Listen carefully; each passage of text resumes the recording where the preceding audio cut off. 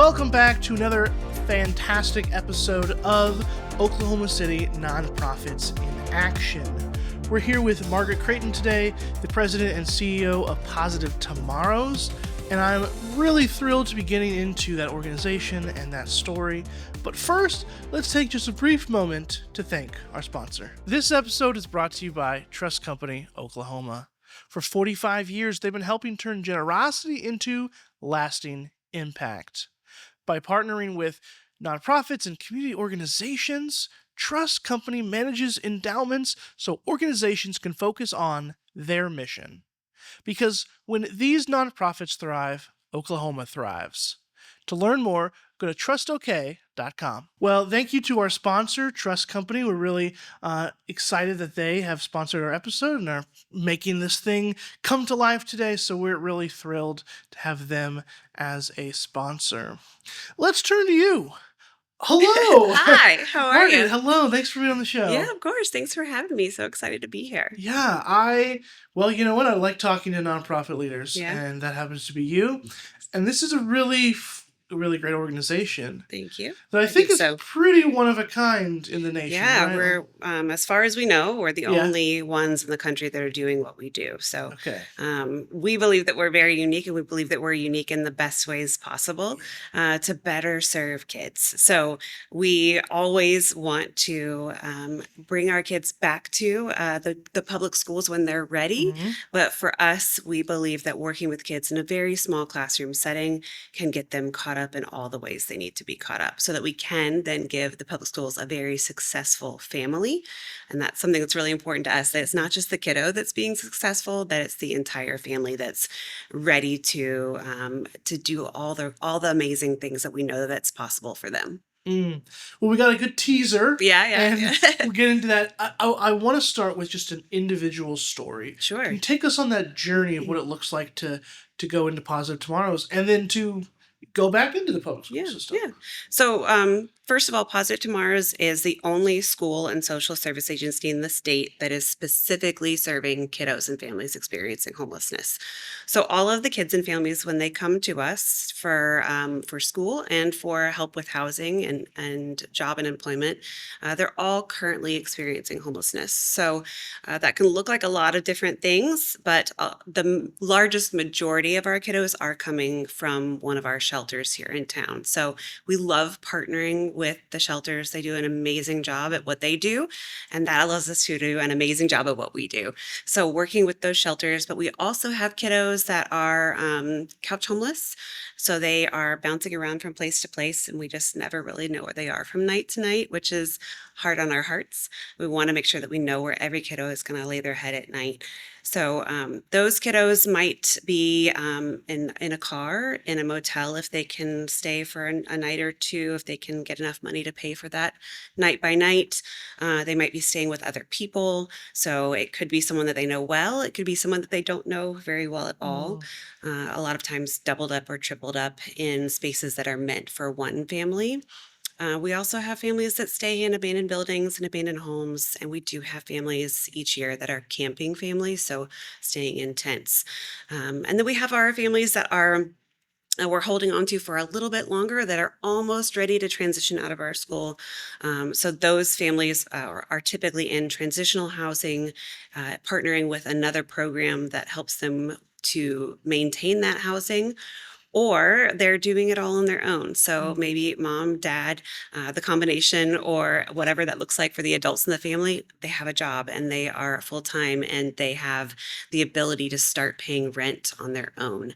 And that's where we want everybody to be, is on that path to more self-sufficiency. So I'm a huge fangirl of Megan Mueller and the Homeless Alliance, and she always says none of us are self-sufficient, right? That we all need community around us, and I completely agree with her on that. But we want them to be paying their own rent and working towards doing more of those things on their own and helping them to rebuild that community that they may have lost along the way. So one of those families, I would tell you, came to us in my first year at Positive Tomorrows, and Mama had 6 kiddos, had just had her 6th baby, and just the sweetest family. And when you work in a school, one of the most dangerous things that you can do is to have a favorite friend. Yeah. And when you have a favorite friend, you better not let the other kids find out about it, because the tiny little protest that happens from the tiny second graders can just tear your heart apart when they find out that you have a favorite friend. So we got to keep that close to your heart. But I had one little kiddo, and she just buried her way like right into my heart. And she was an athlete. She always excelled in athletics, just a super coordinated kid with amazing balance. And she was super smart too, a leader in the classroom. The first few weeks you wouldn't have known, because she came in saying, I'm not sitting down. Like literally, she would not sit in her chair.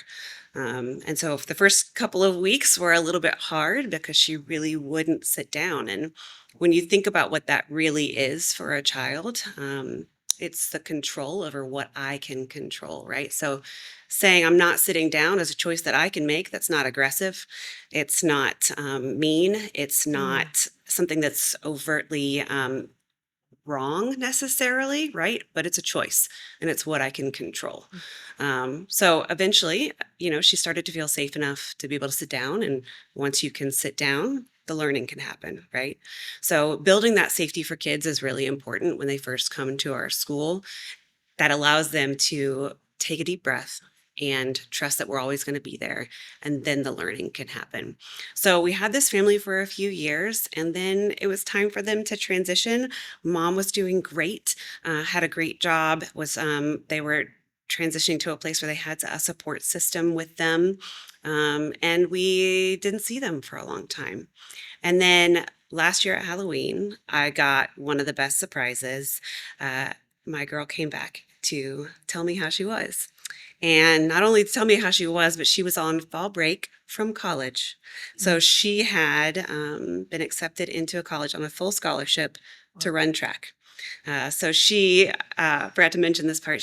We have an annual 5K, which is super fun, which is in the spring. And if people are looking for a volunteer opportunity, it is one of the most fun things that you can do. And you don't have to be able to run a 5K. You can cheer kids on too. Right. So you can walk, you can cheer, you can run with kids. There's so much fun stuff to do at the 5K. But she was our girl winner one year. And so for her to go from winning a 5K at a school for kiddos experiencing homelessness to now being a college scholarship recipient for a track is pretty huge. So to be able to get to sit down with her and talk to her and just catch up on how she was and where life took her, because there's times where you just over the course of a child not being at the school, you would just think like, where is she and how is she? And those kids, when they're not with you, you just wonder. And I think that's like that for any teacher, any school employee wonders where their kiddos are, because you get to spend so much time with them during the day, and you get to know their little personalities and what makes them tick. And then you just wonder, like, I hope they're doing well. And so for her to come back and doing really well, it's just the greatest gift that you can ever receive. Yeah. Well, fantastic setup. That is walked us through that there is some transformation that happens years down the road. Like, it's important. Yeah. Now let's get into the nitty gritty of Positive Tomorrows. As I hate to even simplify it as a school, because it is so much more. It is. Yeah. So talk us through obviously the clientele, if you will, is different than the people that you serve. Right. But what makes the programs different? What's it like to go to this school? Yeah. What makes us really different is the fact that we work with a 2-generational approach, if you will. So we're working with the kids at school every day, which is what a lot of people see because they're there for 8 hours a day, every single day. So every time you walk in our building, you're going to see kids, right?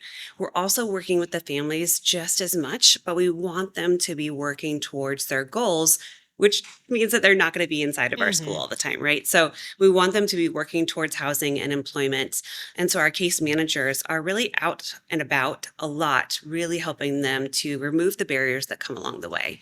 So we believe that every family has so many strengths inside of them. So once we can uncover what those strengths are or hear from them what they really want to focus on for their family, then we can help them to build a pathway and knock down the barriers that get in their way. So we can open tons of doors for them. We can hold their hand and walk alongside them, cheer them on, but they walk through doors on their own. So even the simple things of getting birth certificates for your kids so that you can apply for housing, or a driver's license so you can apply for housing. I think we all know that Oklahoma City has a lot of amazing things going on. Our public transportation, not the greatest one of those, right? Yeah, So helping sure. them to navigate that system, but Yeah. also to get a driver's license so that they can eventually get their own vehicle that is a huge tool for our families. And then looking at, where have you been employed? How can we help you to get employed? And then into housing as well. So really walking down that path. Mm-hmm. Because if I have a kiddo in school every single day, I can cram as much reading and math into their little brains as they will hold. But if they're going home to something unstable every night, just the cortisol and the trauma and the things that go on within your brain, your body, will not allow them to retain that information. So the best thing that we can do is work on the whole family and help them to all move forward together, and watching them have those huge successes.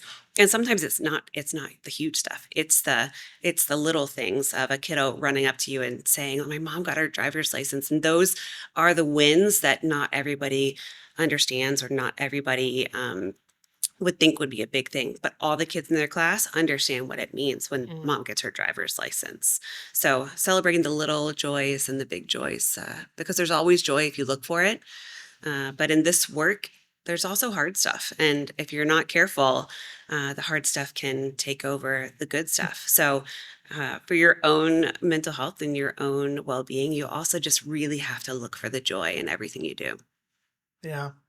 Well, I think it should also be said that the building is beautiful. It is. And it is designed for kids. Yeah. And it looks like the most fun school to ever be a part of. Yeah. Just the colors and some of the alternative seatings, and got a little science lab place or whatnot with 3D printers. And it's just, man, it's so cool. Yeah. And so it's not just another school placement. It's a really good option for these kids. And it's a good option because they helped build it and they helped design it. That's right. So this kiddo that came back recently, in the wall in the Maker Studio, if you ever come to see our building, are the drawings that the kids made when we were envisioning what it would look like to build a school specifically designed for our kids. So previous to this school, we were in a tiny little 8,000 square foot building that was attached to a church, which we were super grateful for. And we made really good use of those spaces for a really long time. But we constantly were turning away almost double the amount of kids that we were serving every year. We knew we had to build a bigger school. So we took about a year and a half to look at what that would look like. And the kids' voices and the families' voices, you just see it throughout the school, and you see the spaces that they asked for, the things that were important to them. And you can really point those things out, especially when you look at that wall in the school. So I'm glad to hear you say that it is a bright, amazing space. We made sure it was very intentional, that it has a lot of windows, that we have natural light in every single space, that everybody has access to outside. Again, that cortisol will really get you if you're not careful. Right. So we need to be outside and playing and running as much as we can to metabolize that cortisol. And water is really, really important. We've got several water fountains in the school that does help metabolize the cortisol as well. But having things that they should have access to, right? So they have a big backyard to play in. We have a food lab so they can learn cooking skills, and parents can learn cooking skills as well. And then being so creative in the Maker Studio and the literacy lab, where we believe that every child should have a book inside that literacy lab that sounds like them, that looks like them, that interests them. So tons of books for them to read. And then collaboration spaces for classrooms to come together and work together and do things. We have a garden outside for them to put their hands in the dirt. We have an outdoor amphitheater, again, for those creative moments. And if you're not careful, if you come out to volunteer, you will get pulled into a rendition of Let It Go out on the outdoor amphitheater. Is a huge favorite at the school. Okay. And our kiddos are really into soccer too. So we love to play soccer. We have a nice big soccer field outside. So in addition to that, there's, the classroom spaces that every classroom has a water fountain and a restroom. Again, when our kiddos get overwhelmed with things that are too hard, they're going to ask to do, much like my kids do, they're going to ask to do things that you can't refuse. So they're going to want to use the restroom and want to take a drink of water. All those things are right within the classroom. So we can spend as much time as possible on the hard stuff that's the academics and pushing through that. It helps to build resilience, helps to build tenacity, but really helps to get them caught up because so many of our kiddos are 1 to 2 years behind academically and socially when they come to us. And again, we want to make sure that we're giving their next school a kiddo that is on grade level academically and socially. And then we're helping push in with tutoring to help them make up those deficits. And then we have a student success team. So we have student support specialists that help kiddos learn how to navigate the classroom and what that looks like and how to stay in the classroom. So we can push in with those soft skills and those behaviors that, maybe come from cortisol, maybe come from trauma, may have been learned along the way, but we can help them to rewire those and help them to be able to be successful inside the classroom. Yeah. Yeah. Now, remind me again, grades that you guys serve. We have babies at our school, which might be the most precious addition in the last 3 years. So we have early Head Start and Head Start classrooms. So we as early as 6 weeks old, and then we go up to 6th grade. 6th grade. Okay. Yeah. Excellent. Wow. Yeah. Right when they get to be so funny and sarcastic that's the best jokes. It's pretty great. Funny 6th grade's pretty great. That. No, I like it. I like that age group for sure. Yeah. Excellent. Well, we got a good vision of all the things that go on. Well, maybe not all the things because there's a lot. There's a lot, right? Yeah. Let's talk about you though. Okay. How did you end up president and CEO of Positive Tomorrows? Yeah. What's that story?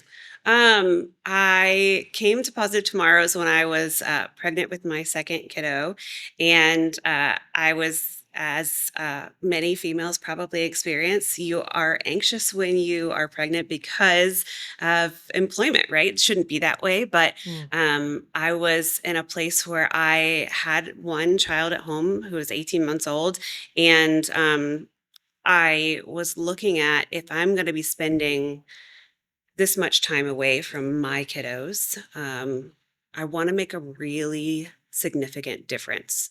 And I was working at the arts at the time, which is what I've done all my life, so super close to my heart. But I was looking around and just thinking, I just think that there's more for me to do. And so I started exploring what the options would be, and went for an interview at Positive Tomorrows. Susan Ogle was our former CEO, and she gave me a tour of the school.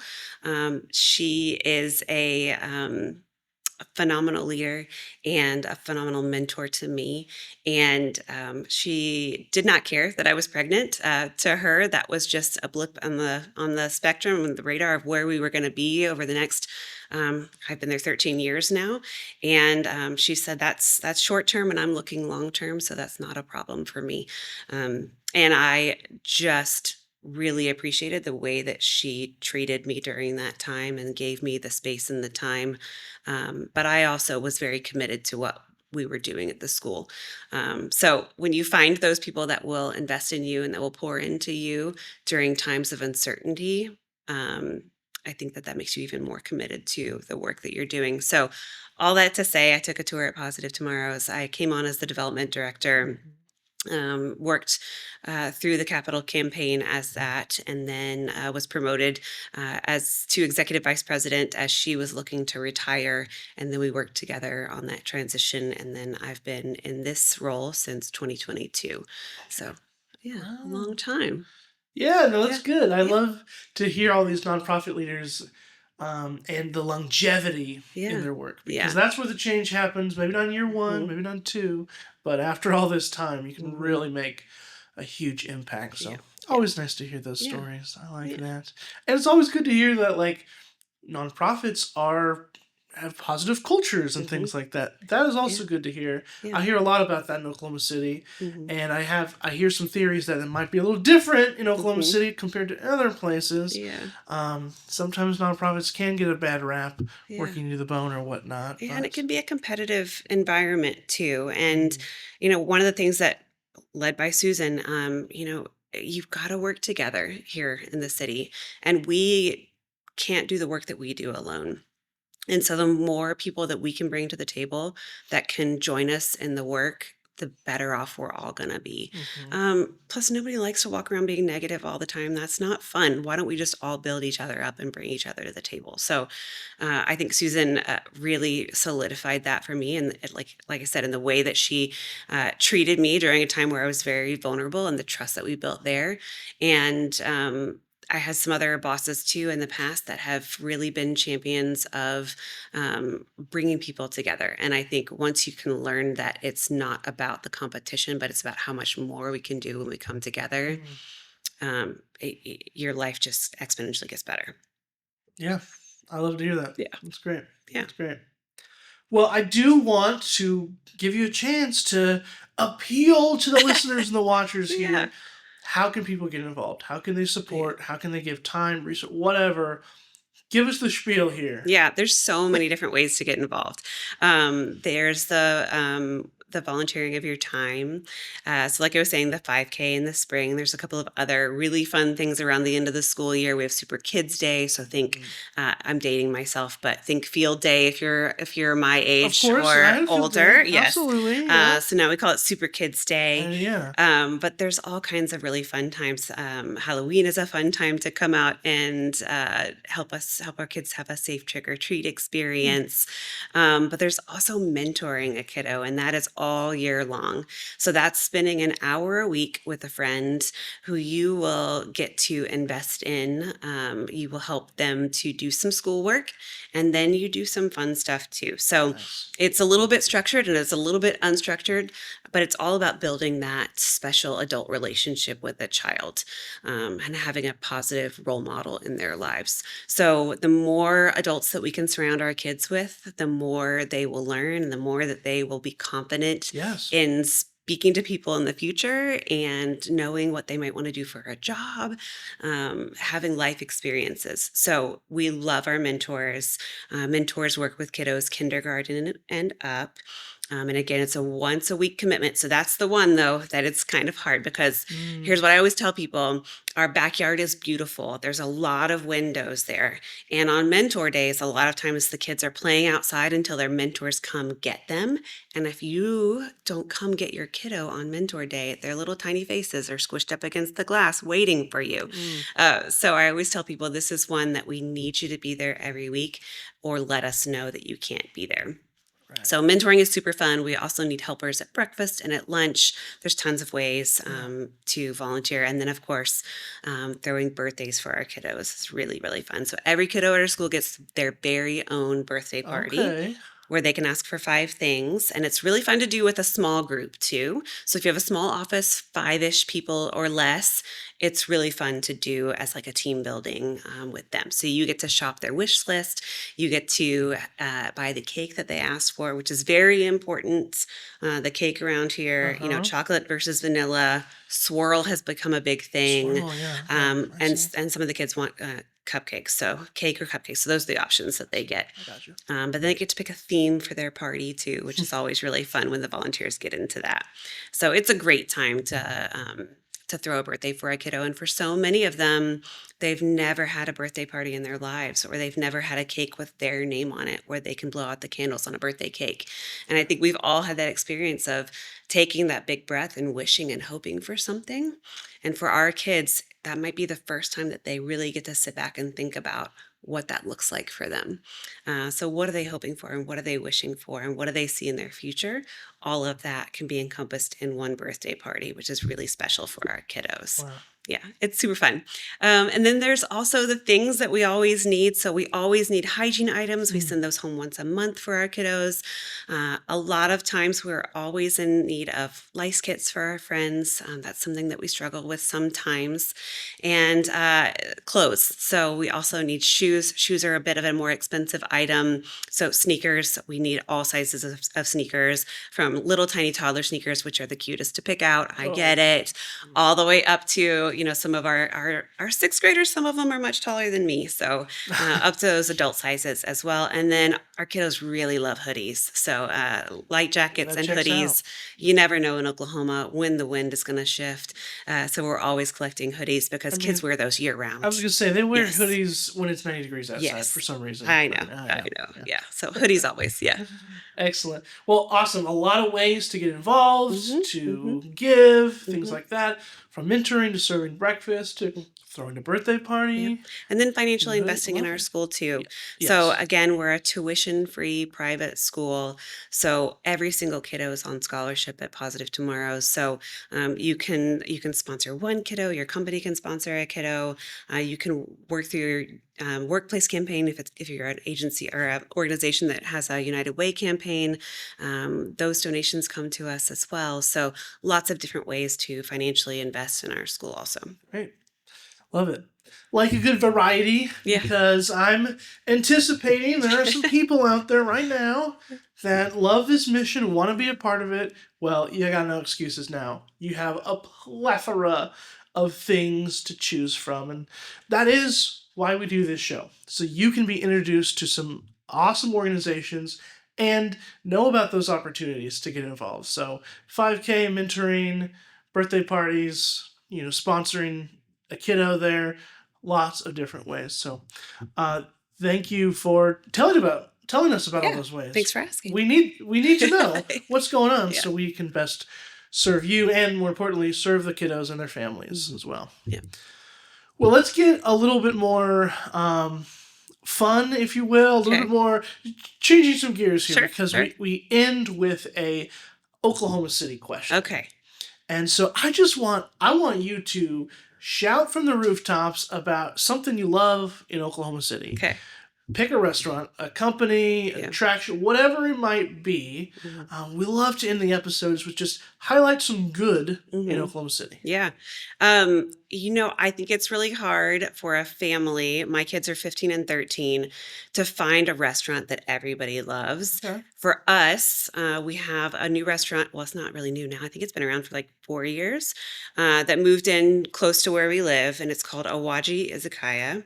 And it is a Japanese gastropub, and all of us love it. Okay. So it's very rare for my family to find something that all of us love, and we all love it.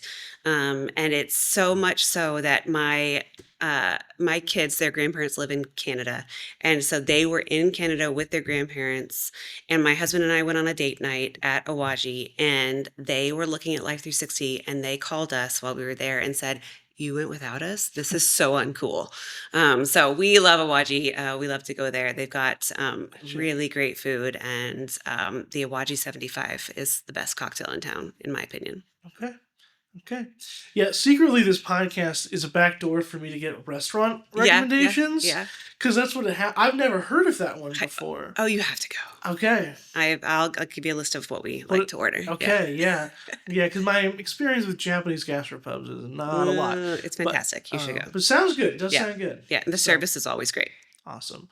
Like I said, I'll put that on the list, and other people know about it too. And if they have an Instagram, we'll tag them as well. So, excellent. Well, thank you for being on the show today. That's what we got today. Yeah. We love hearing these stories and about the organizations and about the opportunities. I have a fun time being on this side of the microphone. Yeah. I know people listening and watching also can really benefit from, kind of overhearing our conversation here today. So that's been awesome. And thank you for just giving your time. Sure, of course. For telling stories. Really appreciate that. Yeah, thank you. Well, to all you listeners out there listening to the Oklahoma City Nonprofits in Action podcast, I want to thank you from the bottom of my heart for listening, for watching, and don't forget to share and comment and do some of your own shouting from the rooftop about this podcast. We want to get the word out. So as we end today, I want to remind you that Theophany Media, my podcast production company, has brought this podcast to life and produces it. But a lot of the editing and technical side and the space itself is brought to you by Rose Records. And Taylor Moore is over there in the booth making this thing happen today. Our graphics and logo is by Joy Renee Creative. And we are very thankful for our sponsor today, Trust Company Oklahoma specifically, and all the other sponsors as well that get this podcast out to the right ears and to help bring out these opportunities to all sorts of people. So we are very thankful for that. And we're thankful for Positive Tomorrows and Margaret, because it's through conversations like this and through tireless leadership, such as what you're doing in your organization, that just transforms our city and makes everything so better. So we are incredibly thankful. Thank you. Appreciate it.